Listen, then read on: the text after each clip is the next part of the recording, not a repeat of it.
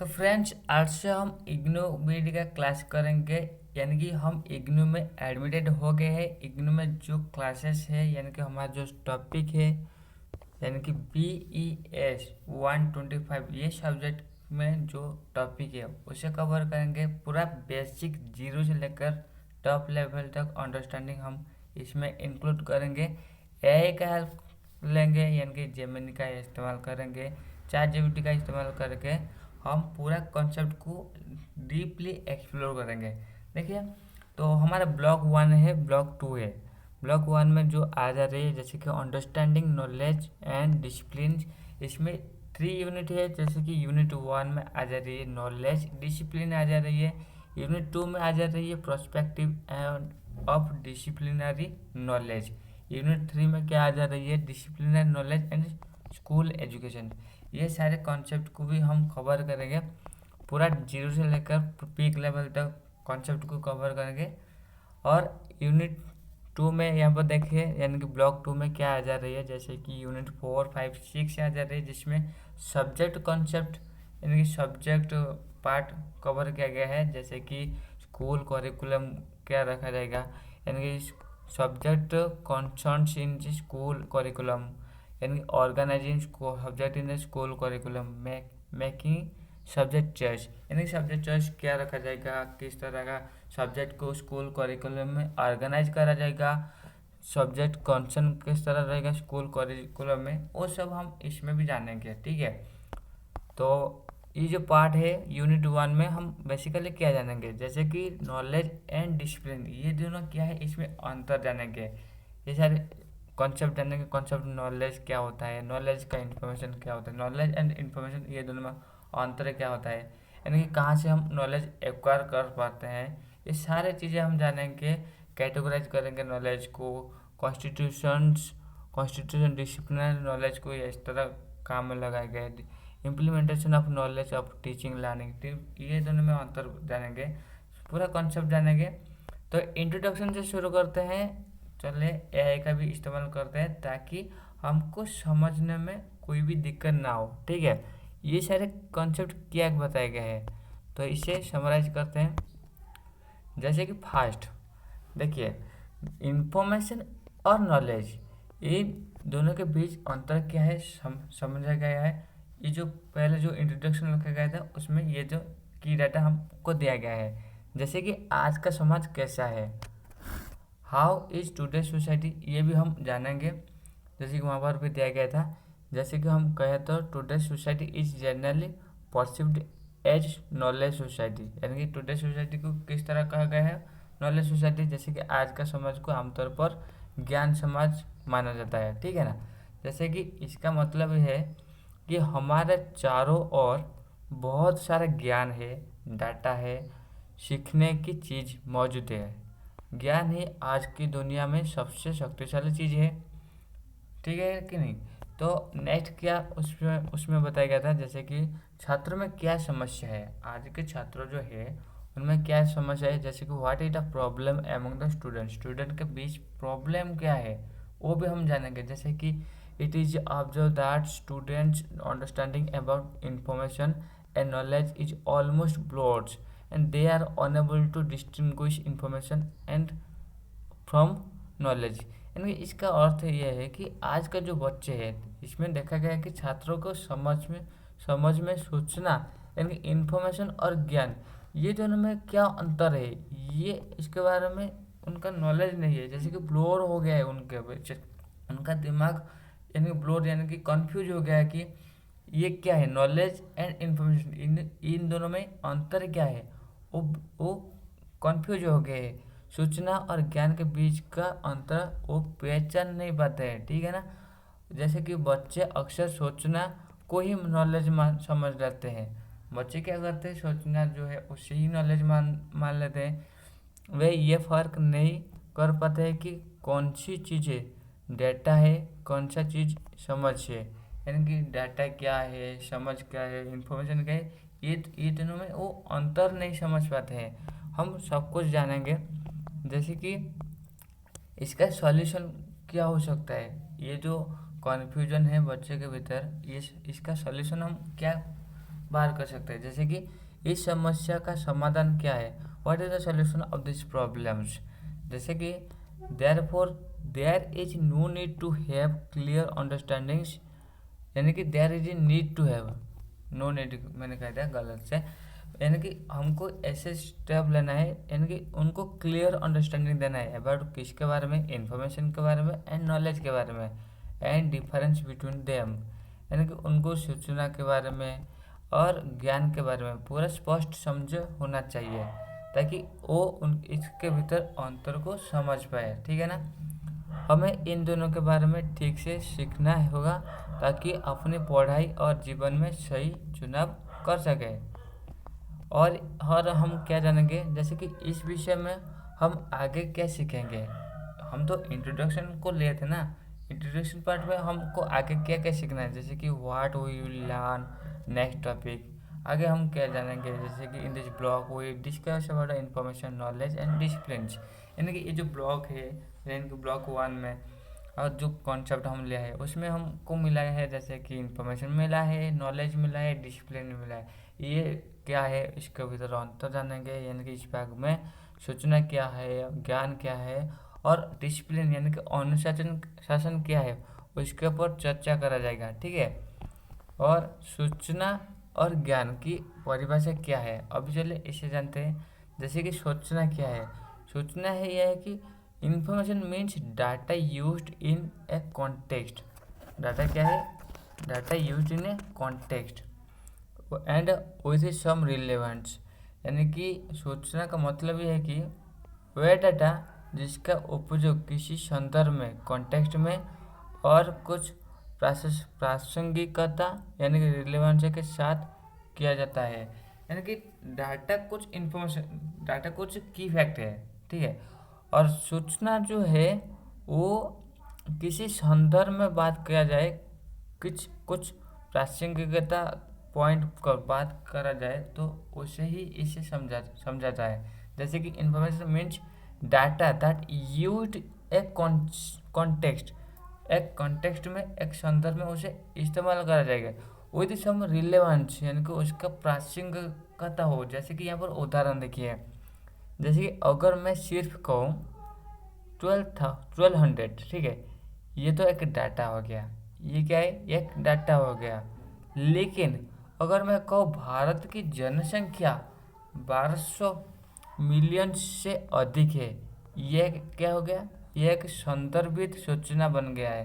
यानी कि यहाँ पर रिलेवेंस पॉइंट क्या आ गया, यानी कि यह भारत का जनसंख्या को दर्शा रही है। ठीक है ना। आपको आशा करते हैं आपको ये जो इन्फॉर्मेशन मालूम पड़ गया होगा, यानी कि डाटा जो है उससे अगर सम रिलेवेंस वे में और कुछ कॉन्टेक्स्ट, कुछ संदर्भ में हम कहेंगे तो वो एक इन्फॉर्मेशन कहलाएगा। ठीक है।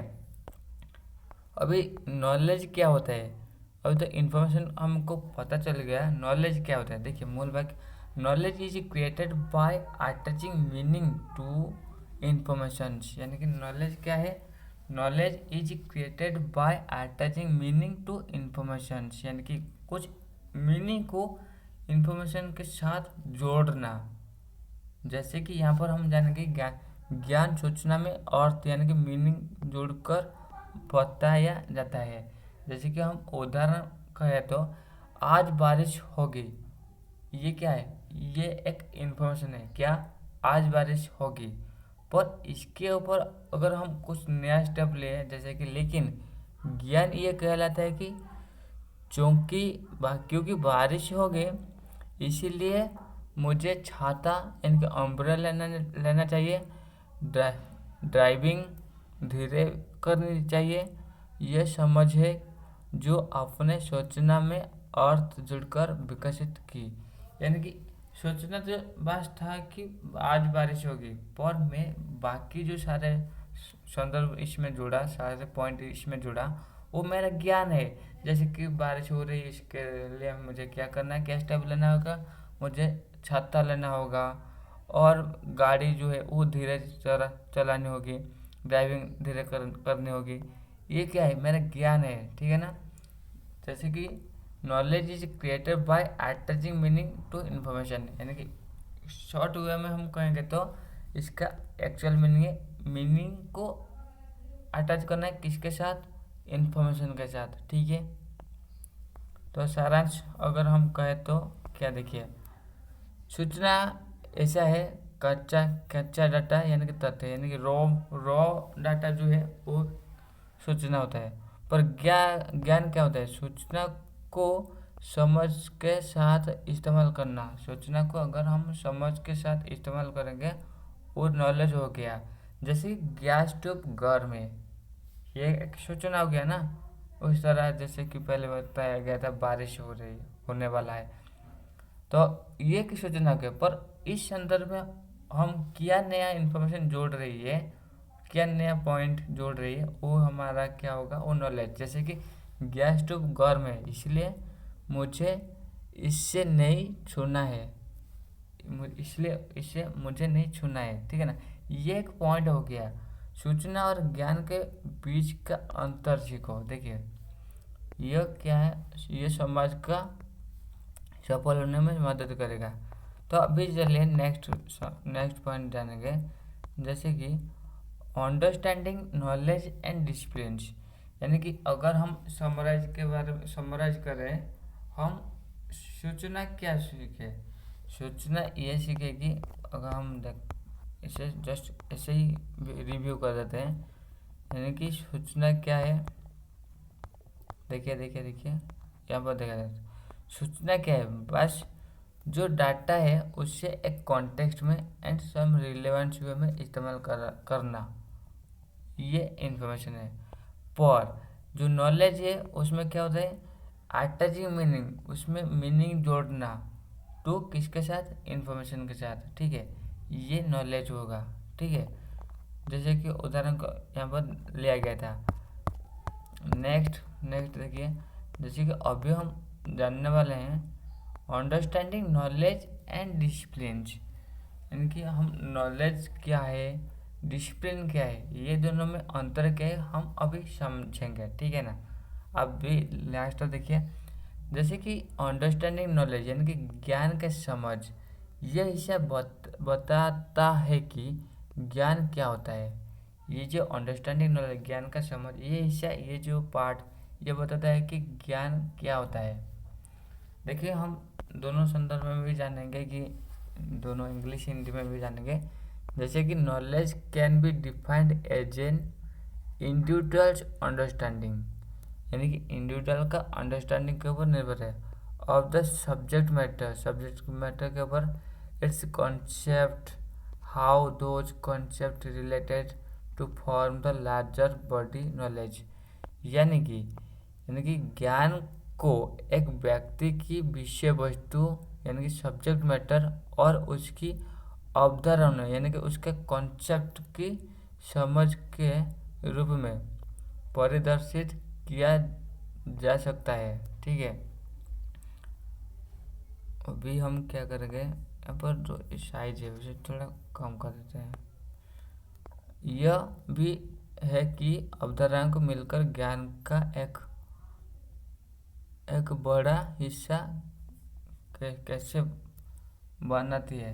तो यहाँ पर ऐसे बताया गया है, यानी नॉलेज एक्चुअली क्या है, एक व्यक्ति उसका एक सब्जेक्ट के ऊपर क्या अंडरस्टैंडिंग, वो क्या समझा है, और उस सब्जेक्ट का जो अवधारणा है, कॉन्सेप्ट है, वो भी उसमें क्या समझा है, उसके बारे में नॉलेज कह रही है, ठीक है।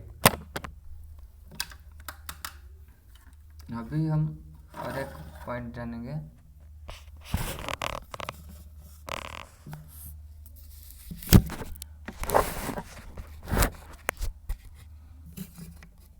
तो हो गया था, ये तो बहुत ज़्यादा हिल रहा था। तो आशा करता है आपको फास्ट जो लाइन है आपको समझ में आया होगा। जैसे कि हम क्या कहें, बस अंडर सब्जेक्ट के ऊपर, सब्जेक्ट मैटर के ऊपर एक व्यक्ति के अंडरस्टैंडिंग को एंड उसके संदर्भ में उसका कॉन्सेप्ट अवधारणा के ऊपर उसका अंडरस्टैंडिंग को, हाउ दोज कॉन्सेप्ट रिलेटेड, अगर वो ऐसे तुलना कर पा रही है यानी कि ये कैसे इसे संबंध देती है, to the form larger body knowledge, यानी कि अगर वो तुलना कर पा रही है, अवधारणा कैसे मिलकर काम कर रही, अगर वो यानी कि मिलाकर समझ पा रही है, उसको ही नॉलेज कहा जा रही है। ठीक है, और एक पॉइंट जैसे कि आ गया, knowledge can also be defined as a set of understanding in a particular domains और फील्ड। यानी कि यहाँ पर क्या कहा गया, ज्ञान किसी विशेष क्षेत्र यानी कि डोमेन या विषय में समझ के एक समूह के रूप में परिभाषित किया जा सकता है। यानी किसी क्षेत्र में, किसी विशेष फील्ड में, यानी किसी विशेष विषय में उसका समूह के रूप में परिभाषित किया जाता है। यानी कि उस एक ही फील्ड में उसका क्या अंडरस्टैंडिंग है। ठीक है, इसे ही सामूहिक रूप में अगर हम कहेंगे तो इसे ही नॉलेज कहा जाएगा। ठीक है, और यहाँ पर क्या कहा गया, जैसे कि tutors notes, knowledge is not just fact but how those fact connect to make a complete pictures. यानी नॉलेज यहाँ पर कोई फैक्ट नहीं है। क्या, यानी कि ज्ञान केवल एक तथ्य नहीं है, बल्कि यह समझना है कि वे तथ्य एक पूरी तस्वीर बनाने के लिए आपस में कैसे जुड़ते हैं। यानी कि पूरा कंप्लीट आइडिया कैसे मिल पा रही है उसको यह दर्शाती है। ठीक है, तो आशा करता है आपको नॉलेज के ऊपर कुछ आइडिया आ गया होगा। अभी understanding and discipline, understanding of discipline, discipline क्या होता है, नॉलेज के बारे में हम जानेंगे। अभी डिसिप्लिन के बारे में जानेंगे। जैसे कि यह हिस्सा बताता है कि अनुशासन यानी कि डिसिप्लिन शब्द कहाँ से आया और इसका मतलब क्या है। ये डिसिप्लिन शब्द कहाँ से आया और इसका मतलब क्या है। जैसे कि द टर्म, ये जो टर्म है यानी डिसिप्लिन ऑरिजिनेट्स फ्रॉम दो लैटिन वर्ड्स आया था, जो कि है डिसिपलस, यानी कि पहला क्या है डिसिपलस, जिसका अर्थ है पुपिल्स। इसका मीनिंग क्या है, पुपिल है, और डिसिप्लिना, और सेकंड लैटिन वर्ड जो है डिसिप्लिना, उसका अर्थ क्या है, जिसका अर्थ है शिक्षण यानी कि टीचिंग। ठीक है ना, टीचिंग आ गया और यहाँ पर पुपिल आ गया। ठीक है, फिर से मैं दोहराती हूँ, डिसिपलस जिसका मीनिंग है पुपिल, एंड प्लीना मतलब टीचिंग आ गया। ठीक है ना, ये दोनों लैटिन वर्ड से ये आया है। ठीक है, नेक्स्ट डिसिप्लिन क्या बता रही है, related to it is also the word disciple like the disciples of Jesus, यानी कि इसी से संबंधित एक और शब्द यानी कि डिसिपल भी है। इससे रिलेटेड एक और शब्द यानी कि डिसिपल भी है, जिससे जैसे ईसा मसीहा के शिष्य, यानी कि जैसे ईसा मसीहा के शिष्य यानी कि जीसस के शिष्य को यह दर्शा रही है। ठीक है, और ये इसका क्या भी मीनिंग आ सकता है, जैसे कि डिक्शनरी डेफिनेशन को हम देखेंगे तो, यानी डिक्शनरी का मीनिंग देखेंगे तो, gives whole range of different meanings of the term, यानी कि डिक्शनरी क्या बता रही है, बहुत अलग अलग शब्द दिखा रही है इस टर्म का। जैसे कि discipline such as the training दिखा रही है, यानी कि प्रशिक्षण, सबमिशन दिखा रही है, यानी कि किसी अधिकार को दर्शा रही है, सबमिशन एंड अथॉरिटी। ठीक है, और सेल्फ कंट्रोल्स ऑफ बिहेवियर्स, यानी कि अपना व्यवहार के ऊपर आत्मनियंत्रण, ये भी दर्शा रही है, ये डिसिप्लिन कह रही है। यानी कि ये अगर हम शब्दकोश यानी कि डिक्शनरी के मीनिंग को जांच करेंगे तो हमें क्या मिलेगा, डिक्शनरी का एक्चुअल मीनिंग, जिसमें पहला मिलेगा कि डिसिप्लिन एक है ट्रेनिंग होता है, और क्या होता है सबमिशन ऑफ अथॉरिटी होता है, और सेल्फ कंट्रोल ऑफ बिहेवियर जैसे कि प्रशिक्षण हो गया, किसी अधिकार हो गया और अधिकारी को मानना, और हो गया व्यवहार का स्व नियंत्रण, आत्म नियंत्रण को दर्शा रही है। अगर एकेडमिक के ऊपर हम कहेंगे तो academic discipline can be seen as a form of specific and rigorous scientific discourse. अर्थात ये है कि शैक्षणिक अनुशासन यानी कि एकेडमिक डिसिप्लिन को विशिष्ट यानी स्पेसिफिक और कठोर वैज्ञानिक चर्चा जैसे कि रिगरस साइंटिफिक डिस्कर्स के एक रूप में देखा जा सकता है। जैसे कि फिजिक्स एक अनुशासन है, सोशियोलॉजी भी एक अनुशासन है। यानी कि एकेडमिक के जो कोर्सेस है, ठीक है, यानी कि रिगरस यानी कि कठोर वैज्ञानिक चर्चा उसमें हुआ है, यानी कि रिगरस साइंटिफिक डाटा उसमें इंक्लूडेड है, जिसे हम डिसिप्लिन कहा जा रही है, यानी कि एकेडमिक डिसिप्लिन उसे कहा जा रही है, जिसमें जैसे कि आ जा रही है फिजिक्स आ जा रही है, सोशियोलॉजी आ जा रही है, ठीक है। नेक्स्ट क्या कहा गया है, जैसे कि in addition discipline also means training of one's own thought. Discipline यहाँ पर क्या कहा गया है, यानी कि अनुशासन का मतलब है अपना विचार को प्रशिक्षण करना भी होता है, यानी कि कोई व्यक्ति अपना जो थॉट है ओन थॉट है उसमें ट्रेनिंग उससे प्रशिक्षण कर रही है, ये भी डिसिप्लिन समझा रही है, यानी कि उसका अर्थ बता रही है। अगर डिसिप्लिन इन एजुकेशन के संदर्भ में हम कहेंगे डिसिप्लिन का अर्थ क्या है, यानी कि शिक्षा में अनुशासन। देखिए, categorization of a particular form of knowledge constitute a discipline, यानी कि ज्ञान के किसी विशेष रूप को श्रेणीबद्ध यानी कि कैटेगोराइजेशन करना ही एक अनुशासन बनाता है। जैसे कि ज्ञान यानी किसी भी फील्ड का कोई भी कॉन्टेक्स्ट में ज्ञान है उसको एक श्रेणीबद्ध करना यानी कि कैटेगोराइज करना, वो क्या कहलाता है, डिसिप्लिन कहलाता है, ठीक है। और all disciplines have it's domains of knowledge followers and history, यानी कि सभी विषय अनुशासन का अपना ज्ञान क्षेत्र यानी कि डोमेन ऑफ नॉलेज होता है, अपने अनुयायी यानी कि अध्ययनकर्ता फॉलोअर्स और अपना इतिहास होता है, ठीक है। और डिसिप्लिन है जो certain knowledge base it's consist of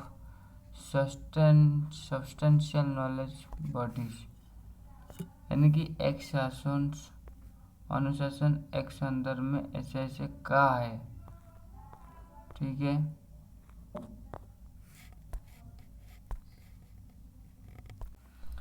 तो और क्या पॉइंट बताया गया है, फर्स्ट तो यहाँ पर कहा गया categorization of particular form of knowledge, ये भी डिसिप्लिन कहा गया है, यानी कि किसी भी विशेष रूप का श्रेणीबद्ध करना अनुशासन भी कहलाता है।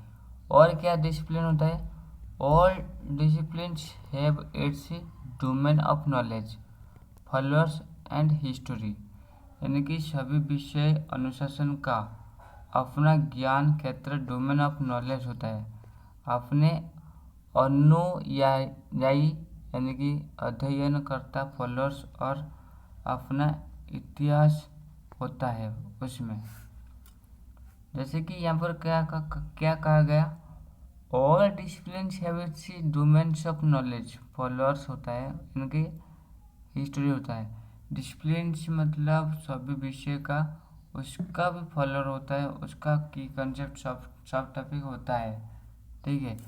नेक्स्ट क्या बताया गया डिसिप्लिन के ऊपर, जैसे कि ए discipline has certain knowledge base and it's constitutes A substantial body of knowledge, यानी कि डिसिप्लिन क्या होता है, सर्टेन नॉलेज होता है base and it constitute substantial body, यानी कि एक अनुशासन का एक निश्चित ज्ञान आधार यानी कि नॉलेज बेस होता है, और इसमें ज्ञान का एक पर्याप्त बड़ा समूह शामिल होता है, ठीक है ना।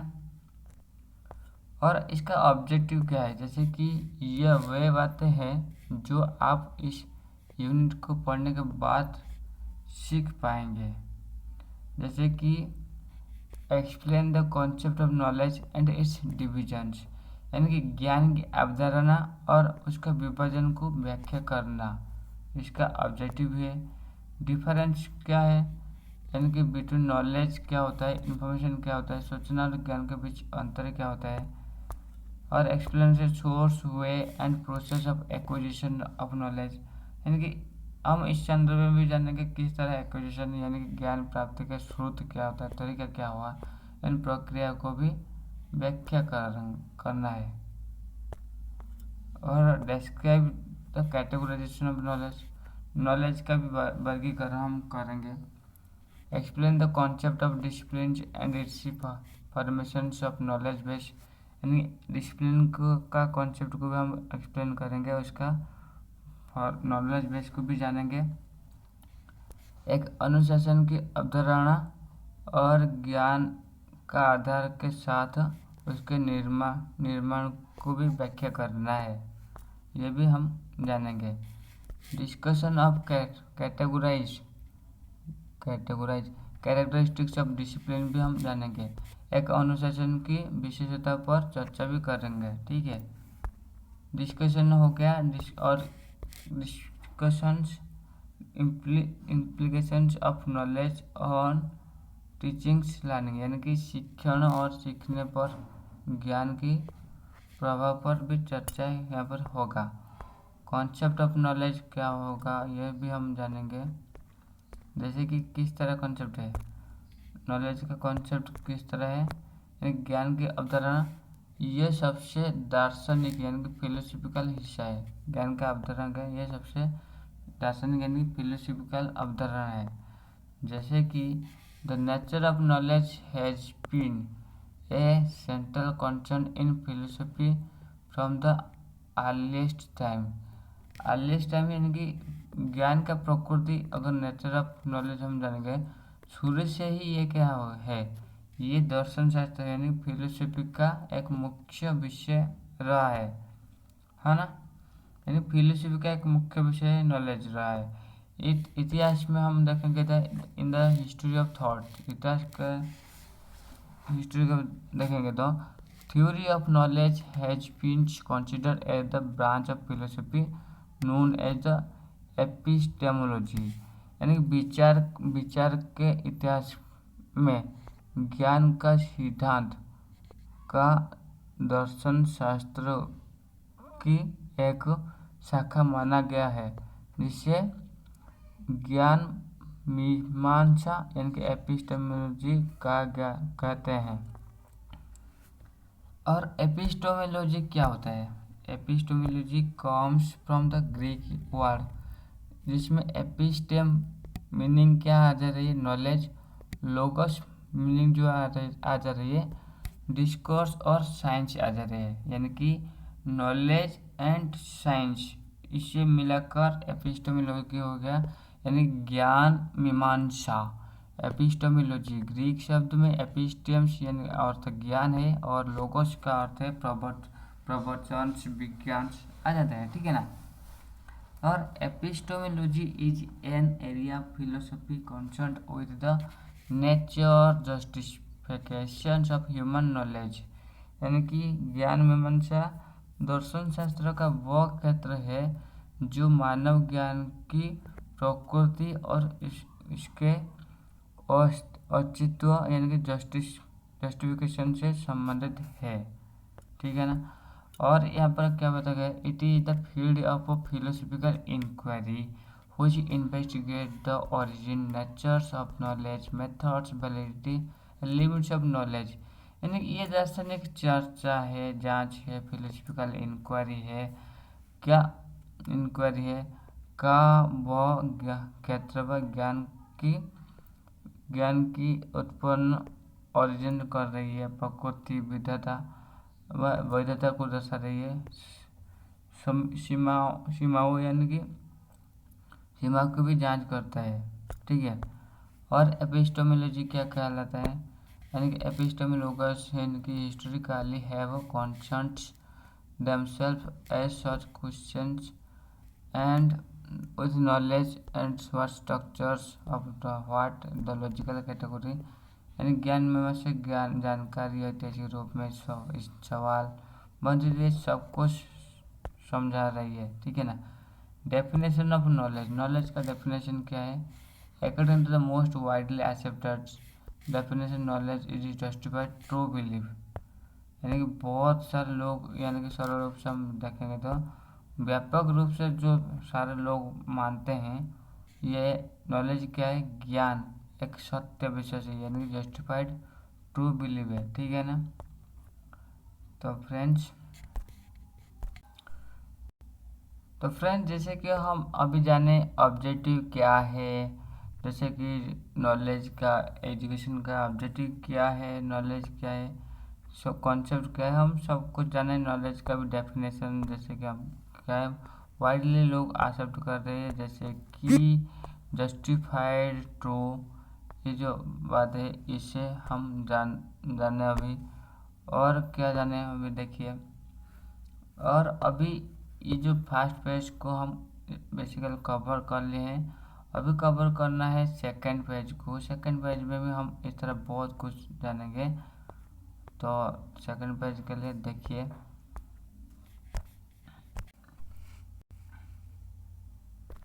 Lesson 9 knowledge as justified true belief, part 9 न्याय संगत सत्य विश्वास के रूप में ज्ञान। हम यहाँ से शुरू कर रहे हैं। According to the most widely accepted definition knowledge is justified true belief. 1 defining. तो यहाँ पर हमको आइडिया मिल गया कि नॉलेज क्या है। जैसे कि यहाँ पर मोस्टली लोग जो एक्सेप्ट कर रही है वो क्या है? True believe. हमारे भीतर जो ट्रू बिलीव है वही तो नॉलेज है ना। तो हम यहाँ पर डेफिनेशन को और गहराई से जानेंगे। नॉलेज ज्ञान को परिभाषित करना। इंग्लिश एक्सप्लेनेशन, हिंदी एक्सप्लेनेशन, सरल हिंदी में knowledge is justified true belief, that it is a kind of belief is supported by the fact that both knowledge and belief can have the same objects. ज्ञान की सबसे मान्य परिभाषा है न्याय संगत सत्य विश्वास, जस्टिफाइड ट्रू बिलीफ। ये एक प्रकार का विश्वास बिलीफ है क्योंकि ज्ञान और विश्वास दोनों का विषय ऑब्जेक्ट एक ही हो सकता है। तो फर्स्ट हम ये जाने कि नॉलेज क्या है। वो एक ट्रू बिलीफ है जो कि काइंड बिलीफ दर्शा रही है और सपोर्टेड फैक्ट, कोई भी फैक्ट है उसे ये सपोर्ट कर रही है, यानी कि आप उसको दबा के कह रहे हो कि इसमें ये जो बात है ये सटीक है। यानी कि आपका जो बिलीव है, ट्रू बिलीव, आपका जो विश्वास है वो उसे लोगों के पास पहुंचाने में, कहने में आपको फोर्स दे रही है, एनर्जी दे रही है। That both knowledge and believes can have the same object, यानी कि क्या, यानी कि यहाँ पर क्या कहा गया है? जैसे ज्ञान हो गया और आपका विषय दोनों नॉलेज का एक सेम ऑब्जेक्ट की तरह काम कर रही है, ठीक है। For example, sun rises in the east is the knowledge or true belief which is supported by the fact arrived through daily observation since millions of years. उदाहरण के लिए सूर्य पूर्व में उगता है, यह एक ज्ञान है या आप इसे एक सत्य विश्वास ट्रू बिलीफ कह सकते हैं जिसे लाखों वर्षों के दैनिक अवलोकन डेली ऑब्जर्वेशन से प्राप्त तथ्यों द्वारा समर्थन सपोर्टेड मिला है। It is obvious and generally admitted that we can have knowledge only of what is true. यह स्पष्ट और सर्वमान्य है कि हम केवल उसी चीज का ज्ञान प्राप्त कर सकते हैं जो सत्य हो। If one admits that a proposition P is false, it must be admitted that the person did not know it. यदि कोई मान लेता है कि कोई कथन proposition -P झूठा है, तो ये भी मानना पड़ेगा कि उस व्यक्ति को उसका ज्ञान नहीं था। Belief। तो यहाँ पर कहा गया है, यहाँ पर एक एग्जाम्पल लिया गया था। जैसे कि देखो, ये माना था कि यहाँ पर एक उदाहरण लिया गया। जैसे कि क्या उदाहरण लिया गया था? जैसे सन के ऊपर सूर्य जो पूर्व दिशा में उगता है, ये एक उदाहरण लिया गया है। ये जो फैक्ट है ये एक नॉलेज है। ये किस तरह माना गया है? ये एक ट्रू फैक्ट क्यों माना गया है? ये डेली ऑब्जर्वेशन के तहत इसे माना गया है कि हाँ डेली इसे ऑब्जर्व कर रही है, इसलिए ये ट्रू फैक्ट हो गया है।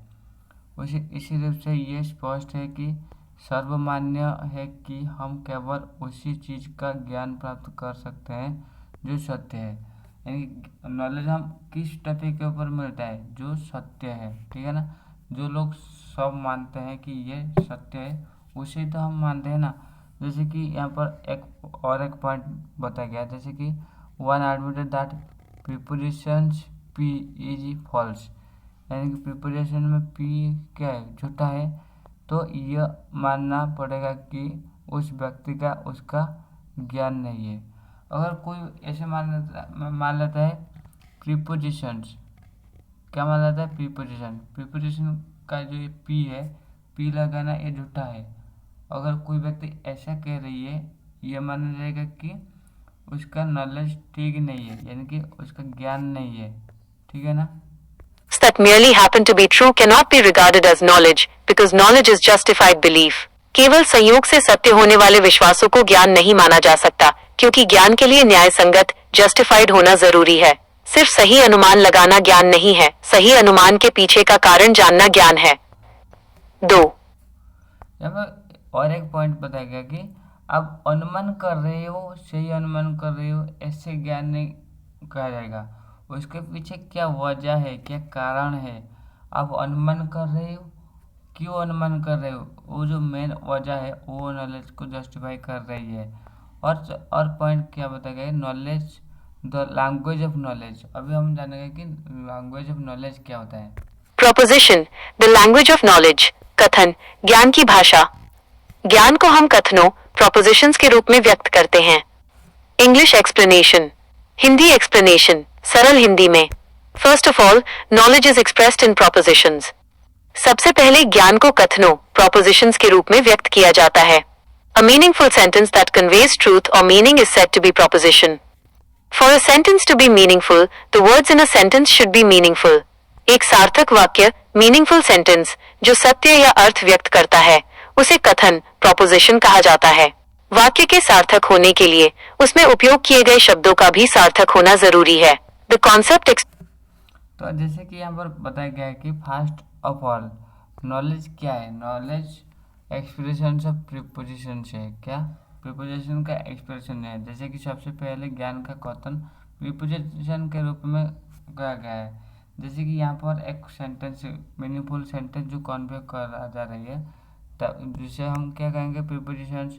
पर sentence meaningful, the word in the sentence should be meaningful, यानी कि अगर वो सेंटेंस मीनिंगफुल है, उस सेंटेंस में भी जो वर्ड इस्तेमाल करा जा रहा है, जो शब्द रखा जा रही है, वो भी सारे मीनिंगफुल है। यानी कि लैंग्वेज ऑफ नॉलेज, नॉलेज का लैंग्वेज भी वो मीनिंगफुल होगा। यानी नॉलेज जो वर्ड में, जो सेंटेंस में एक्सप्रेस कर जा रही है, वो सेंटेंस मीनिंगफुल होगा, और उसमें जो वर्ड रखा गया है वो भी मीनिंगफुल होगा। और क्या बताया गया है, देखिए, expressed in the form of words should be true. They should correspond to the state of affairs that is existing at present or existed once upon a time. शब्दों के रूप में व्यक्त की गई अवधारणा, कॉन्सेप्ट सत्य होनी चाहिए। उन्हें वर्तमान में मौजूद या अतीत में मौजूद वास्तविक स्थिति, स्टेट ऑफ अफेयर्स के अनुरूप होना चाहिए। अ प्रोपोजिट, यानी कि यहाँ पर एक कहा गया है कि यानी कि उसमें जो वर्ड रखा जा रही है, यानी कि कॉन्सेप्ट जिस तरह एक्सप्रेस करा जा रही है, वो ट्रू होना चाहिए। They should correspond to state of affairs, यानी कि स्टेट किस तरह उसका वास्तविक स्थिति रहेगा, वो उससे भी ये संदर्भित करेगा, यानी कि अनुरूप होना चाहिए, ठीक है। और क्या पूछा गया है, देखिए, P is what the sentence means. Two or more sentences can be used to express the same proposition. एक कथन ऑफ P वो है जो वाक्य का अर्थ होता है। दो या दो से अधिक वाक्यों का उपयोग एक ही कथन को व्यक्त करने के लिए किया जा सकता है, जैसे सूरज पूर्व से निकलता है और the sun rises in the east, दोनों एक ही कथन है। इट इज द, यानी कि यहाँ पर क्या कहा गया, यहाँ पर कहा गया एक ही नॉलेज, जिससे दो सेंटेंस दो लैंग्वेज में भी हम इस्तेमाल कर पाएंगे। यानी कि कथन का रूप हम बदल सकते हैं, पर एक ही कथन, यानी कि एक ही मीनिंग को वो दर्शा रही है ना। जैसे कि यहाँ पर एग्जाम्पल लिया है, सूरज पूर्व से निकलता है, ये हिंदी में हो गया, एक व्यक्ति हिंदी में कहा। उसी नॉलेज को कोई अंग्रेज व्यक्ति, यानी कि इंग्लिश जानने वाला व्यक्ति, वो क्या कहेगा कि the sun rises in the east, वो सन क्या किस दिशा में आ रही है, ईस्ट दिशा में आ रही है, वो अगर ऐसा कह रही है, वो भी सही सेम नॉलेज कर रही है ना, उससे भी ये एग्जिस्ट कर रही है। ठीक, A proposition that is true or false, but it is the sentence that has meaning or fails to have it. कथन ही सत्य या असत्य होता है, जबकि वाक्य में अर्थ होता है या नहीं होता। 3. तो यहाँ पर कथन ही सत्य होता है या फिर असत्य होता है, किंतु वाक्यों में जो वर्ड व्यवहार करा जा रही है उसमें कोई भी असत्य नहीं होता। यानी कि यहाँ पर एक डीप मीनिंग कहा गया है, जैसे कि कथन हम क्या कह रही है उसमें ही सत्यता है, पर जो वर्ड है और जो भी कह रही है उसमें भी ऐसे ऐसे वर्ड नहीं, ऐसे ऐसे सेंटेंस रहेगा कि वो असत्य है। यानी कि मैंने खाना खाया था अभी, ठीक है, मैंने क्या कहा, मैंने खाया नहीं है, यहाँ पर तो नहीं है, नहीं एक असत्य नहीं है, पर यानी कि यहाँ पर जो मैंने इस्तेमाल कहा नहीं है, यानी कि नहीं है, ठीक है, ये नहीं जो शब्द है ये असत्य नहीं है। ठीक है, इसे डीपली समझने की कोशिश कीजिए क्या कहना चाहता हूँ। तो नेक्स्ट क्या पूछा गया, देखिए बताया गया है, देखिए Requirements of knowing, ज्ञान होने की आवश्यकताएं। दार्शनिक जॉन हॉस्पर्स के अनुसार किसी चीज को जानने के लिए दो मुख्य आवश्यकताएं हैं। A proposition P must be true, कथन और, यानी कि यहाँ पर क्या कहा गया, जो जॉन हॉपर है, यानी कि रिक्वायरमेंट्स ऑफ नोइंग, यानी कि ज्ञान होने का आवश्यकता क्यों है, हमारे पास जो ज्ञान है वो होने का आवश्यकता क्यों है। यहाँ पर एक जो दार्शनिक है, कौन है, जॉन हॉपर, वो क्या कहे, उसने कहा कि दो मुख्य आवश्यकता की वजह से ये जरूरी है कि ज्ञान होने का आवश्यक है, और वो क्या है, एक तो है हो गया ए प्रीपोजिशन हो गया, दो जो है मोस्ट बी ट्रू, यानी सत्य कथन, सत्य होना चाहिए। ठीक है, P सत्य होना चाहिए। इंग्लिश एक्सप्लेनेशन, हिंदी एक्सप्लेनेशन, सरल हिंदी में, one cannot know P if P is not true. If one says I know P but P is not true, then the statement becomes self-contradictory. यदि P सत्य नहीं है तो कोई व्यक्ति उसे जान नहीं सकता। यदि कोई कहता है मैं P जानता हूँ लेकिन P सत्य नहीं है, तो यह कथन स्वविरोधाभासी, self-contradictory हो जाता है। For a part, what is involved in knowing P is that P is true. Therefore, knowing P means P to be true. क्योंकि किसी चीज को जानने में ये शामिल होता है कि वह चीज सत्य है, इसलिए डेफ P को जानने का अर्थ है P का सत्य होना। हॉस्पर्स डिफरेंशिएट्स द, तो यहाँ पर क्या कहा गया, देखिए one can't know P if P is true, यानी कोई भी व्यक्ति P को नहीं जान पाएगा अगर P सत्य है, यानी कि वन मोस्ट से, यानी कि यदि P सत्य है नहीं है तो कोई व्यक्ति उसे ज्ञान यानी कि जान नहीं सकता। यदि कोई कहता है कि मैं P जानता हूँ लेकिन P सत्य नहीं है, तो यह कथन स्वविरोधाभासी है, यानी कि सेल्फ कॉन्ट्राडिक्टरी होता है। ठीक है, as a part what is involved in knowing P that P is true, therefore knowing P means P is true. क्योंकि किसी चीज को जानने में यह शामिल होता है कि यह चीज सत्य है, इसलिए P को जानने का अर्थ है P का सत्य होना। यानी कि आप P जानते हो उसे ही सत्य मानते हो, इस तरह कहा गया है। और क्या बताया गया, term know from other verbs like believe, wonder, hope. Hospers जानना, शब्द को विश्वास करना, believe, आश्चर्य करना, wonder, आशा करना, hope, जैसे अन्य क्रियाओं से अलग करते हैं। Believing, wishing, wondering and hoping are all psychological states. Unlike these psychological states, knowing is not merely a mental state. It requires that the proposition one claims to know is true. विश्वास करना, इच्छा करना, आश्चर्य करना और आशा करना minus ये सभी मनोवैज्ञानिक अवस्थाएं साइकोलॉजिकल स्टेट्स हैं। इन अवस्थाओं के विपरीत जानना केवल एक मानसिक अवस्था नहीं है। इसके लिए आवश्यक है कि जिस कथन को आप जानने का दावा कर रहे हैं वह सत्य हो।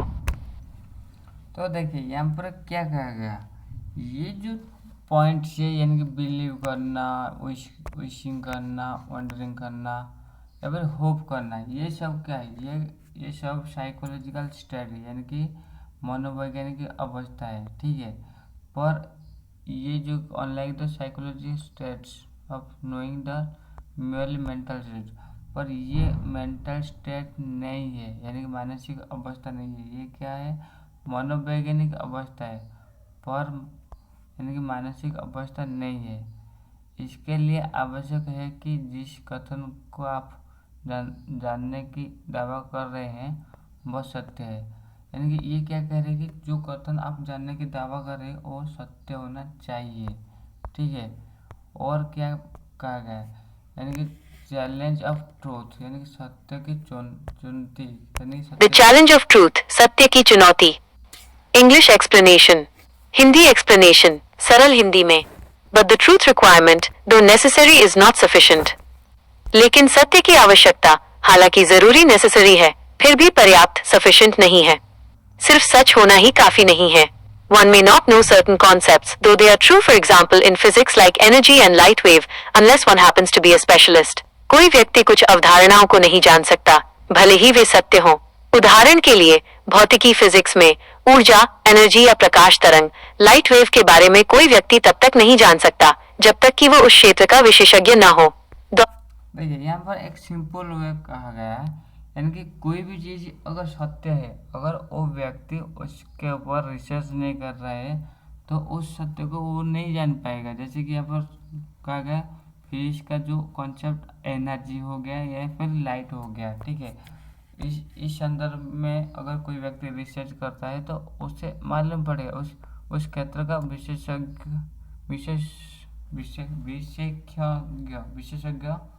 न होना, यानी कि विशेषज्ञ होना पड़ेगा, यानी कि उसके ऊपर उसका रिसर्च होना पड़ेगा। But the calling fact that they are true does not imply that one knows them to be true. इस बात से कि वे सत्य हैं, यह पता नहीं चलता कि कोई व्यक्ति उन्हें सत्य जानता है। नेक्स्ट स्टेप, आपने अब तक ये समझ लिया है कि ज्ञान के लिए सत्य होना कितना जरूरी है। अब हमें ज्ञान की दूसरी आवश्यकता यानी विश्वास, बिलीफ और औचित्य, जस्टिफिकेशन को समझना होगा। क्या आप चाहेंगे कि मैं दूसरी आवश्यकता वन मस्ट बिलीव पी से आगे समझाना शुरू करूं या इन? तो फ्रेंड्स, आपने जान लिया कि ज्ञान के लिए जो पहला आवश्यकता था नोइंग, रिक्वायरमेंट ऑफ नोइंग, यानी ज्ञान होने का आवश्यकता क्यों है। जैसे कि यहाँ पर जॉन हॉफर उन्होंने क्या कहा, एक प्रीपोजिशन जो है और दूसरा जो है मोस्ट बी ट्रू है, यानी प्रीपोजिशन वर्ड में मीनिंग कहा गया है। जैसे कि वर्ड में कॉन्ट्रडिक्शन नहीं होता है। यहाँ पर कहा गया है कि एक सेंटेंस जो है, सेंटेंस में वर्ड असत्य नहीं होता है, पर वर्ड को किस तरह एक्सप्रेस करा जा रही है उसके तहत उसका मीनिंग असत्य हो सकता है, पर वर्ड असत्य नहीं है। और यहाँ पर क्या कहा गया, मोस्ट बी ट्रू, यानी कि वो पॉइंट ट्रू होना चाहिए। ठीक, तो नेक्स्ट, तो बेसिकली हम इस कॉन्सेप्ट को जान पाए। जैसे कि नॉलेज क्या होता है, एक्सप्रेशंस ऑफ इन प्रीपोजिशन हो गया, यानी कि जहाँ पर क्या कहते हैं सब कुछ हम ऐसे डिटेल थोड़ा जान लिए। वंडर, बिलीव, क्या क्या साइकोलॉजिकल फैक्ट है, क्या मेंटल स्टेट क्या क्या दर्शा रहे है, सब कुछ हम बेसिकली हम जान लिए। यानी कि रिक्वायरमेंट ऑफ नोइंग क्यों ज़रूरत है, ये सब हम जान लिए। ठीक है, अभी ये जो नेक्स्ट स्टेप जो है अंडरस्टैंडिंग नॉलेज एंड डिसिप्लिन्स, ये फैक्ट को हम अभी जानने वाले हैं।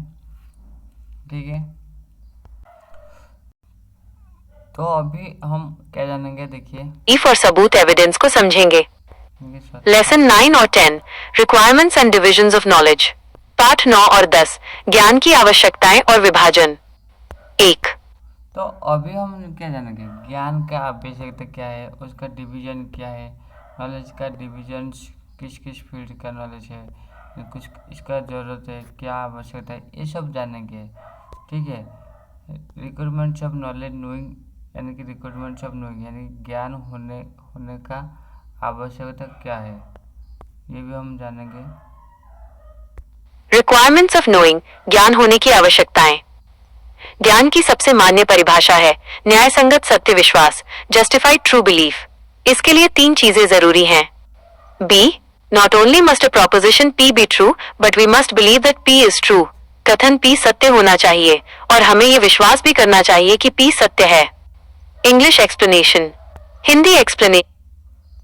तो यहाँ पर क्या कहा गया, ज्ञान वो चीज है उससे लोग सत्य मानना पड़ेगा, यानी कि वो चीज़ें जो सत्य मानते हैं उसे ही ज्ञान के रूप में अपने दिमाग में बैठाते हैं।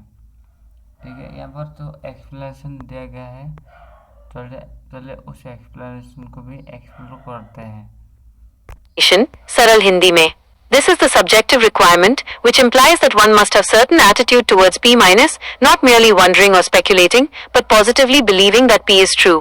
यह व्यक्तिपरक आवश्यकता, subjective requirement है। इसका मतलब है कि हमारा P के प्रति एक निश्चित नजरिया, एटीट्यूड होना चाहिए। सिर्फ आश्चर्य या अटकलें लगाने के बजाय हमें सकारात्मक रूप से विश्वास होना चाहिए कि P सत्य है। Believing is a part, a defining characteristic of knowing. तो यहाँ पर क्या कहा गया, P जो पॉइंट बता रही है, हमारा एटीट्यूड भी ऐसा होना चाहिए कि P सत्य है। पॉजिटिवली बिलीव हमें करना है कि P पॉइंट सत्य है, तो अभी तो वो हमारे दिमाग में बैठेगा। और दूसरा क्या कहा गया, believe is the part, believe का I know P implies I believe P and he knows P implies he believes P. विश्वास करना ज्ञान का एक परिभाषित लक्षण, डिफाइनिंग कैरेक्टरिस्टिक है। अगर मैं कहता हूँ मैं P जानता हूँ तो इसका अर्थ है मैं P में विश्वास करता हूँ। But believe, तो यहाँ पर क्या कहेगा, यानी कि मैं P जानता हूँ मतलब P में संदर्भ में जो पॉइंट है, जो जानकारी इन्फॉर्मेशन है उसको मैं जानता हूँ, मतलब वो उसमें मेरा बिलीव है। यानी जानना मतलब यहाँ पर बिलीव करना भी यहाँ पर संदर्भ में बस दर्शा रही है। ठीक, believing P is not a defining characteristic of P's being true. P can be true even though one does not believe in it. लेकिन P का सत्य होना विश्वास करने पर निर्भर नहीं करता। P सत्य हो सकता है भले ही कोई उसमें विश्वास न करे। जैसे पृथ्वी गोल है भले ही प्राचीन काल के लोग इसमें विश्वास न करते हों। देखिए यहाँ पर एक बहुत मज़ेदार बात बताएं, यानी कि सत्य चीज़ जो है वो सत्य है भले ही लोग उसे मानते हैं या फिर नहीं, यानी कि लोग उसके ऊपर जानकारी रखते हैं या फिर नहीं, वो ऐसे ही नहीं रहता है। जैसे कि उदाहरण लेकर बताया गया है, जैसे पृथ्वी गोल है, कुछ लोग अगर नहीं जानते हैं फिर भी क्या पृथ्वी गोल नहीं है ना। P सत्य होना या फिर विश्वास करने पर निर्भर नहीं करता। कोई लोग विश्वास करेंगे उसके ऊपर निर्भर नहीं करता P सत्य होगा। ठीक है, यानी P सत्य हो सकता है भले ही कोई उसमें विश्वास न करे। जैसे पृथ्वी गोल है भले प्राचीन काल के लोग उससे विश्वास न कर, प्राचीन काल के लोग क्या करते थे, पृथ्वी गोल है इस तरह विश्वास नहीं करते थे ना, फिर भी पृथ्वी क्या था, गोल ही था ना। लोग विश्वास करे या न करे, सत्य सत्य होता है। आंसी, नेसेसिटी ऑफ एविडेंस और a reason to believe P। आंस P पर विश्वास करने के लिए सबूत या कारण की आवश्यकता। इंग्लिश एक्सप्लेनेशन, हिंदी एक्सप्लेनेशन, सरल हिंदी में, There is necessary for evidence or a reason to believe a proposition to be true. किसी कथन को सत्य मानने के लिए सबूत, एविडेंस या कारण, रीजन का होना आवश्यक है। यानी कि यहाँ पर क्या कहा गया, यहाँ पर एक बात बताया गया, किसी भी चीज़ को अगर सत्य मानते हो, लोग मानने के लिए उन्हें कह रहे हो, उसमें उसके ऊपर क्या होना चाहिए, एक प्रॉपर एविडेंस होना चाहिए, यानी कि सबूत होना चाहिए या फिर कारण आपको दर्शाना पड़ेगा कि ये क्यों है। ठीक है, और क्या पॉइंट बता गया देखिए। For example, I know that the sun will rise tomorrow. There are excellent reasons or evidences to believe them to be true because of their certainty. उदाहरण के लिए, मैं जानता हूँ कि कल सूर्य उदय होगा।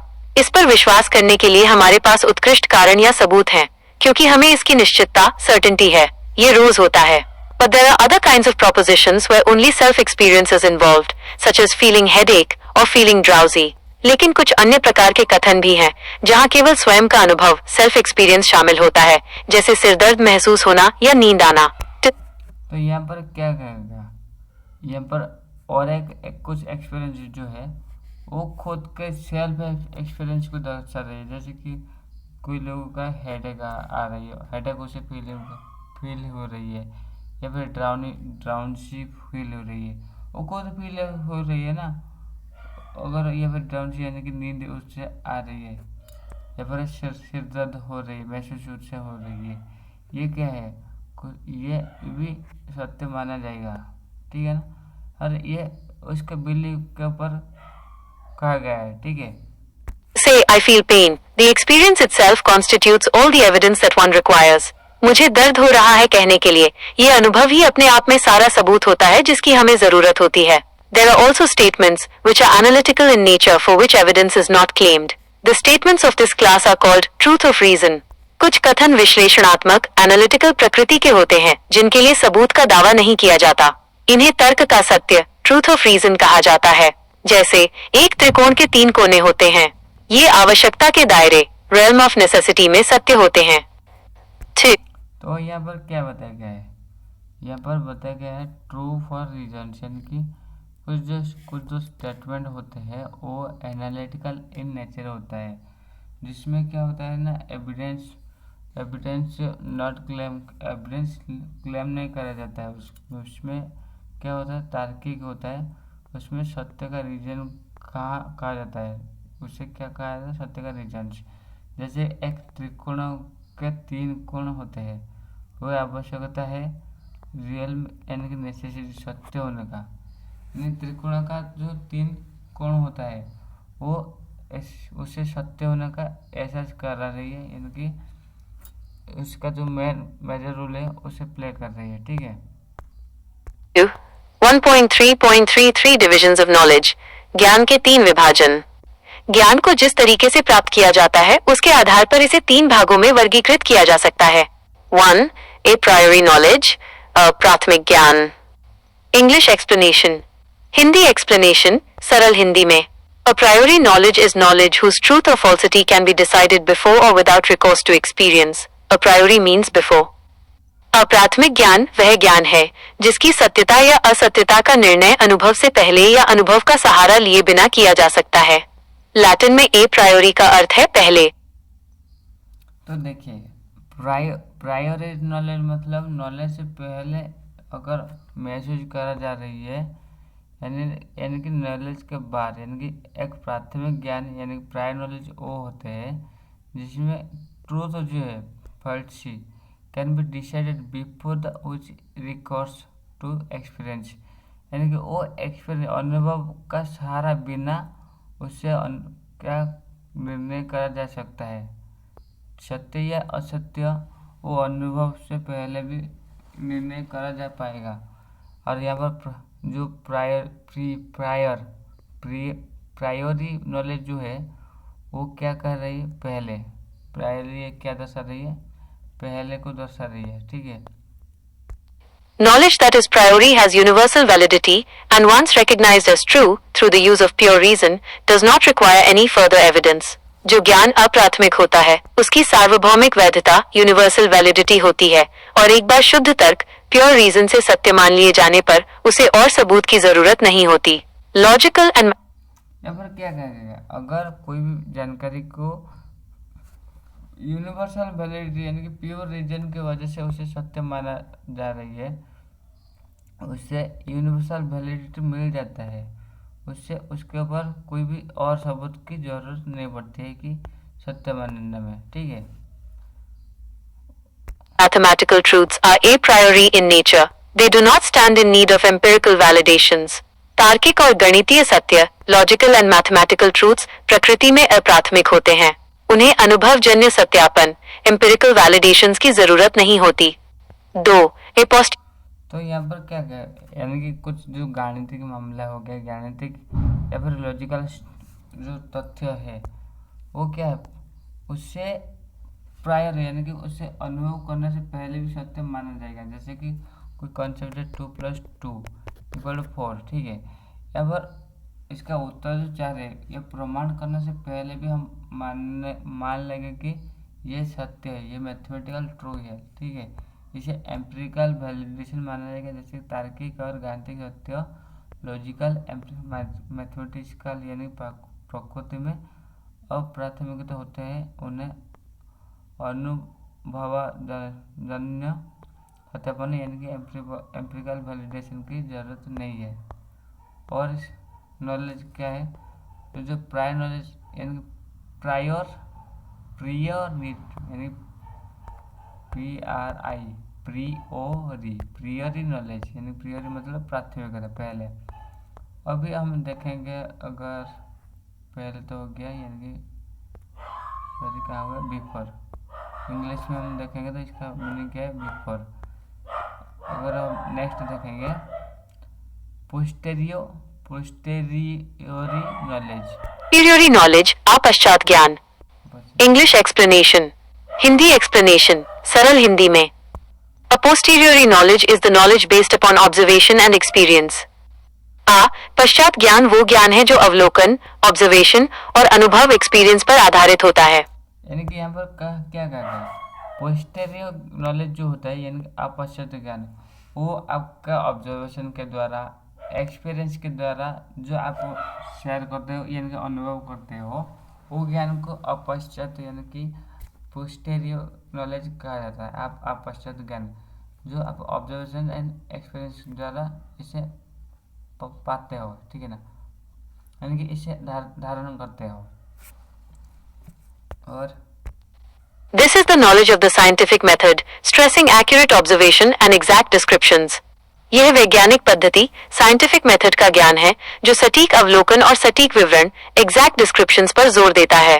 The proposition यानी कि यहाँ पर क्या कहा गया है, साइंटिफिकली अगर आप ऑब्जर्व करते हो, एक्सपीरियंस कर रहे हो, उस एक्सपीरियंस को एग्जैक्ट डिस्क्राइब कर रहे हो एग्जैक्टली, उससे क्या कहा जाएगा, उसी नॉलेज का पोस्टेरियर नॉलेज कहा जाएगा, ठीक है। यानी कि इसमें आप क्या कर रहे हो, एक्सपीरियंस कर रहे हो चीज़ों को। that fall under this category can be looked at from the point of view of whether they contain any factual content. इस श्रेणी में आने वाले कथनों को इस दृष्टिकोण से देखा जाता है कि उनमें कोई तथ्यात्मक सामग्री फैक्चुअल कंटेंट है या नहीं। पैराग्राफ यहीं अधूरा है। Tutor's note: most of the things we learn daily, like it is raining today, are a posteriori knowledge. Tutor की सलाह: हम रोजमर्रा में जो कुछ भी सीखते हैं, जैसे आज बारिश हो रही है, वो आपश्चात ज्ञान है। नेक्स्ट देखिए यहाँ पर एक नोट कहा गया है, जैसे कि इट्स रेनिंग टुडे यानी कि बारिश हो रही है, यानी कि बारिश ही हो रही है, यानी कि बारिश चल रही है।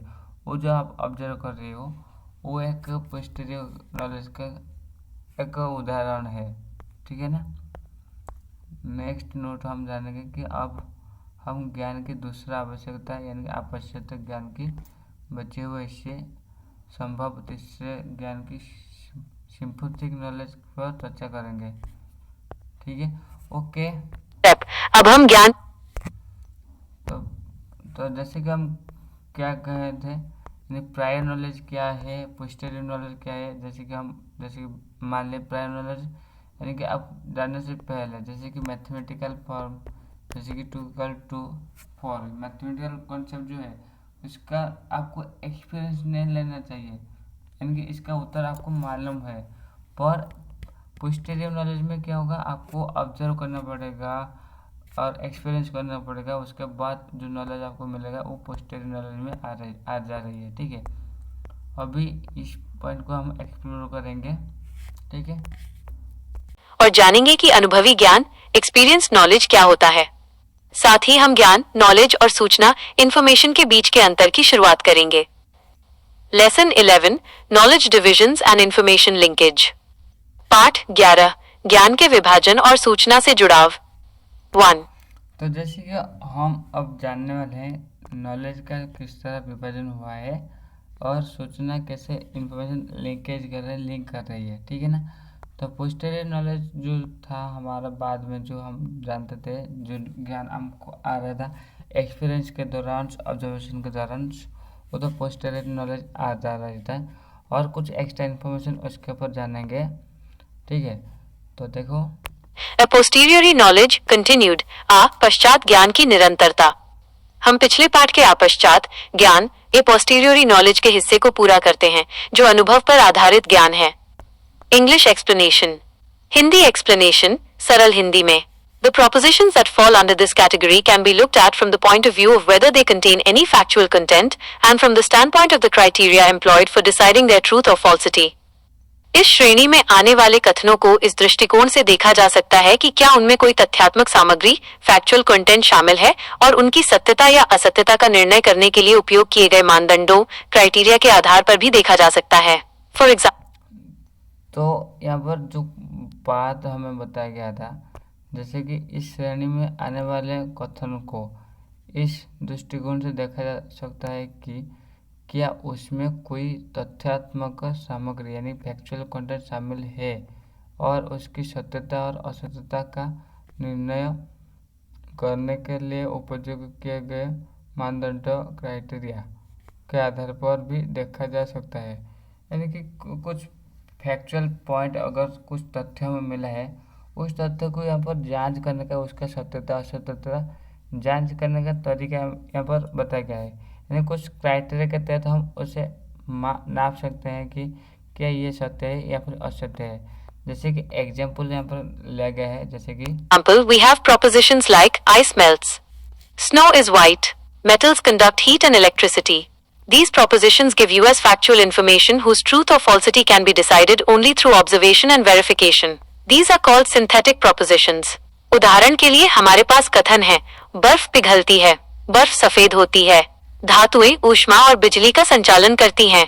तारांकन ये कथन हमें तथ्यात्मक जानकारी देते हैं जिनकी सत्यता या असत्यता का निर्णय केवल अवलोकन और सत्यापन ऑब्जर्वेशन एंड वेरिफिकेशन के माध्यम से किया जा सकता है। इन्हें संश्लेषणात्मक कथन सिंथेटिक प्रोपोजिशंस कहा जाता है। देखिए यहाँ पर पॉइंट जो बताया गया था, हम ये जो सत्य है, इस सत्य को हम किस तरह मानेंगे। ये जो सत्य है, आइस मेल्ट कर रही है, स्नो वाइट है, ये सत्य हम किस तरह मानेंगे। ये जो फैक्चुअल इन्फॉर्मेशन बस इससे किस तरह इसका ट्रू यानी फॉल्सी को हम किस तरह चेक कर सकते हैं, by verification only by observation, यानी कि ऑब्जर्वेशन एंड वेरिफिकेशन के माध्यम से हम इसे कर सकते हैं। यानी कि संश्लेषणात्मक कथन है, यानी कि ये ट्रू की फॉल्स हम निर्णय कर सकते हैं, जिससे क्या कहा जा रही है, टेक्निकली सिंथेटिक प्रीपोजिशन कहा जा रही है। क्या कहा जा रही है, सिंथेटिक प्रीपोजिशन, ठीक है ना। अभी नेक्स्ट पॉइंट देखेंगे, नेक्स्ट जैसे कि Tutor's tip: synthetic means combining or putting together. These statements put together two separate ideas, like ice and melts, which must be checked in the real world. Tutor की सलाह। संश्लेषणात्मक का अर्थ है जोड़ना। ये कथन दो अलग अलग विचारों को जोड़ते हैं, जैसे बर्फ और पिघलना, जिनकी वास्तविक दुनिया में जांच की जानी चाहिए। तो देखिए जैसे कि यहाँ पर बात बताया गया, यहाँ पर बात बताया गया कि दो जो मीनिंग है, दो जो पॉइंट है, यानी कि यहाँ पर फैक्चुअल फैक्ट था, उसको हम कैसे वेरीफाई करें, उसे ऑब्जर्व करके उसे वेरीफाई करें, ठीक है ना। ये दोनों को शामिल करना ये सिंथेटिक दर्शा रही है, यानी कि सिंथेटिक प्रीपोजिशन दर्शा रही है। इसमें जो हम शामिल कर रही है, ठीक है, इसे चेक करना पड़ रही है इस संदर्भ में।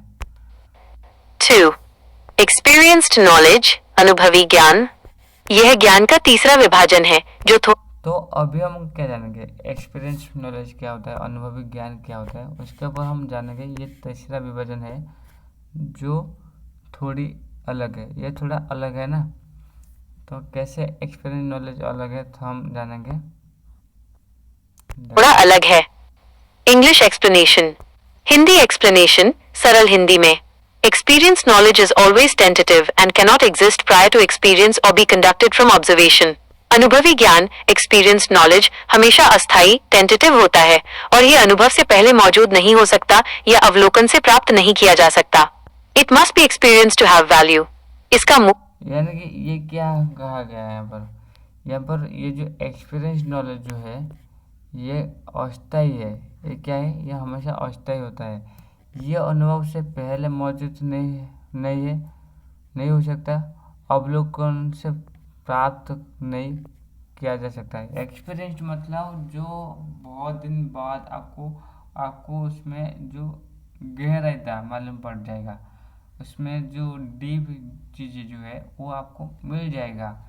जैसे कि हठात आपको ये मिलने वाला नहीं है, यानी कि ये अस्थायी है, यानी कि ये ज्ञान से पहले भी आपको पास नहीं होगा, ज्ञान के बाद भी डायरेक्ट यानी कि सडनली नहीं होगा। ठीक है, जैसे कि it must be experience to have valued, इसका मूल्य होने के लिए इसे अनुभव किया जाना चाहिए। मूल्य होने के लिए इसे अनुभव किया जाना चाहिए। यानी कि बहुत दिन का आपके पास इसके ऊपर नॉलेज होना चाहिए, यानी कि इसके ऊपर आप काम करना पड़ेगा। तो जैसे कि यहाँ पर एक्सपीरियंस लोग जो एक्सपर्ट होते हैं उस एक ही फील्ड में वो काम करते हैं ना, उस एक ही फील्ड के ऊपर उनका पूरा नॉलेज होता है ना, यहाँ पर उसे ही समझा गया है। जैसे कि यहाँ पर एग्जाम्पल भी बताया गया है, देखिए। Example, knowing how it feels to ride a bicycle or the feeling of sadness after a loss. No amount of reading, a priori a posteriori, can truly replace the actual feeling. उदाहरण, यह जानना कि cycle चलाने में कैसा महसूस होता है या किसी नुकसान के बाद उदासी की भावना, पढ़ने मात्र से ए प्रायोरी ए पोस्टीरियोरी वास्तविक भावना का अनुभव नहीं हो सकता। तो यहाँ पर क्या क्या है, ये जानना है कि साइकिल चलाने में कैसा महसूस होता है, यानी कि knowing the how it feels to ride a bicycles, feeling sadness after loss, यानी बाइसाइकिल आपको चला रही हो, ठीक है, ये अगर बाइसाइकिल खो गया है तो आपको उसका सैडनेस फील होगा कि नहीं। अमाउंट ऑफ रीडिंग्स, यानी कि पढ़ने का मात्रा से, यानी कि प्रायोरी और पुस्टरी वास्तविक भावना का अनुभव नहीं है, यानी प्रायोरी और पुस्टरी ये वास्तविक अनुभव का भावना नहीं है। यानी कि सिंपल एग्जांपल देखा है, जैसे कि बाइक की यानी कि साइकिल अगर चोरी हो गया, उस टाइम आपको साइकिल के बहुत याद आएगा, पर अनुभव क्या था, अनुभव ये जो एक्सपीरियंस नॉलेज क्या था, बहुत दिन आप चला रहे हो, उसमें जो आपको स्टंटबाजी सीख गए हो वो आपका एक्सपीरियंस है। ठीक है, Basic to the three types is propositional knowledge, a priori and a posteriori, and it is to this type that the structure of knowledge question is addressed. This has important implications to curriculum planning. इन तीनों प्रकारों में कथनात्मक ज्ञान, propositional knowledge, जो a priori और a posteriori है, सबसे बुनियादी है और ज्ञान की संरचना का प्रश्न इसी प्रकार को संबोधित करता है। इसका पाठ्यक्रम नियोजन, करिकुलम प्लानिंग के लिए महत्वपूर्ण निहितार्थ implications हैं। 3. तो देखो हमारा जो पाठ्यक्रम का निर्धारित हो रही है, यानी बच्चे जो सीख रही है उनका प्रायर नॉलेज को भी यहाँ पर जोड़ा जा रही है, यानी कि किताब में जो कुछ भी विषय शामिल करा जा रहा है उसका सत्य पहले से तय किया जा रही है, प्रायर नॉलेज ये तय हो जा रही है। उसके बाद उनको कुछ ऐसे एक्सपेरिमेंट करा जा रही है, यानी कि साइंटिफिक एक्सपेरिमेंट, उसमें बच्चे ऑब्जर्व कर रही है और उसका जो रिजल्ट डायरेक्ट मिल जा रही है वो ऑब्जर्वेशन के बाद मिल जा रही है। ठीक है, और ये जो ऑब्जर्वेशन के बाद मिल जा रही है वो पोस्टरी नॉलेज भी शामिल हो रही है। ठीक है, तो स्कूल में ये चीज़ें शामिल करा जा रही है जो करिकुलम प्लानिंग में मदद कर रही है। ठीक है, 1.4 नॉलेज एंड इंफॉर्मेशन, ज्ञान और सूचना। यह खंड हमें उस अंतर की ओर ले जाता है जिसकी चर्चा हमने पहले की थी। तो अभी हम किसके बारे में जानेंगे, जैसे कि नॉलेज एंड इंफॉर्मेशन, ये दोनों के भीतर सूचना क्या है हम इसे जानेंगे, इस खंड के लिए चर्चा करेंगे। ठीक है, इंग्लिश एक्सप्लेनेशन, हिंदी एक्सप्लेनेशन, सरल हिंदी में। Many of us fail to differentiate between the concepts of knowledge and information. Sometimes we use both synonymously. हम में से कई लोग ज्ञान और सूचना की अवधारणाओं के बीच अंतर नहीं कर पाते। कभी कभी हम दोनों का उपयोग पर्यायवाची synonymously के रूप में करते हैं, but both are different in their nature and meaning. There is a connection between information and knowledge. लेकिन दोनों अपनी प्रकृति और अर्थ में अलग हैं।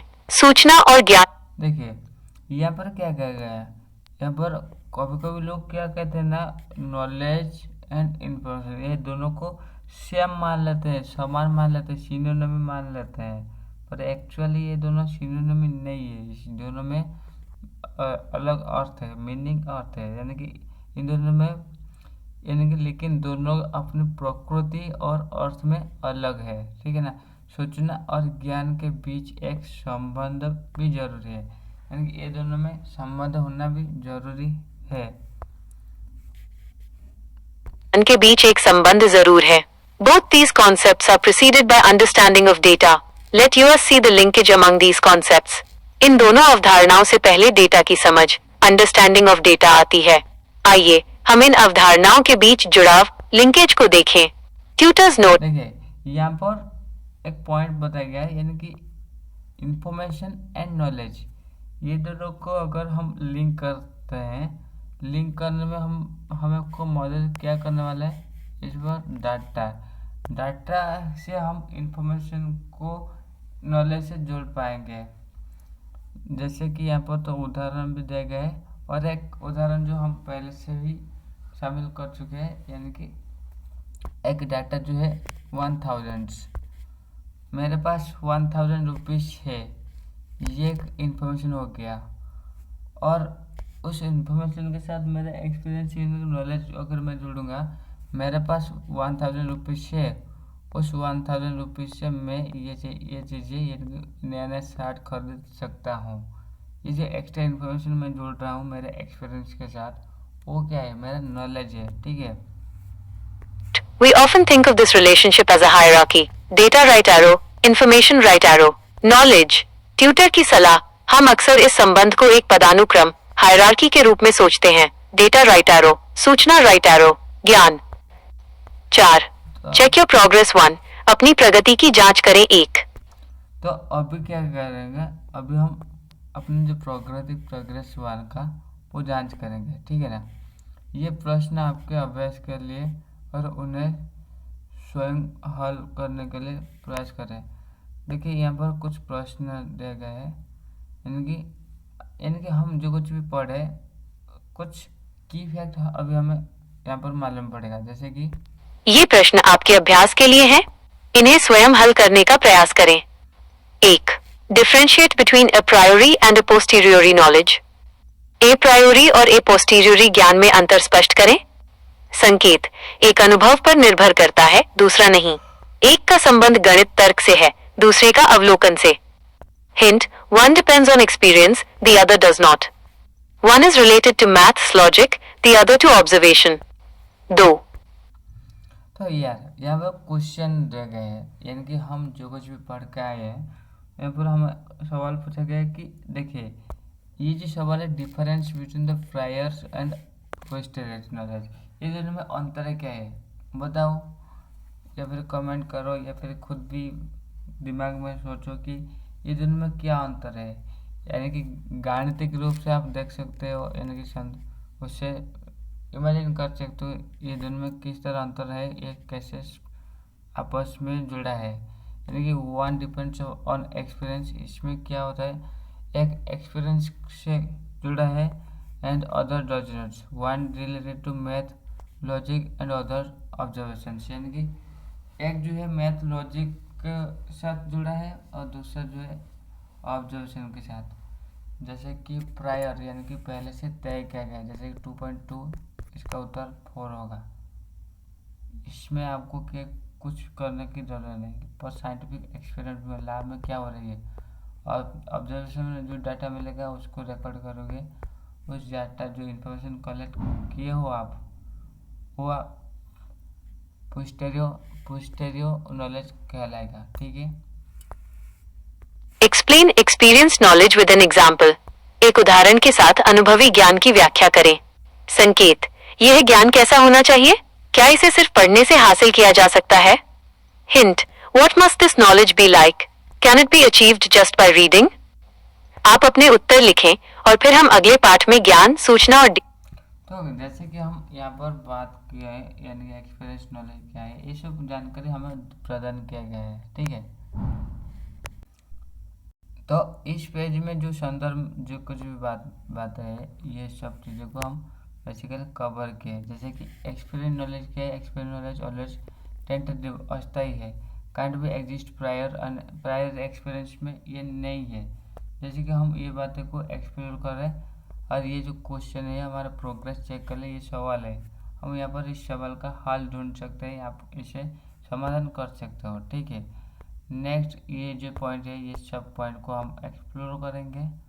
ठीक है, एक्सप्लोर करके हम जानेंगे। तो फ्रेंड्स नेक्स्ट वीडियो में हम ये सब जानकारी जानेंगे।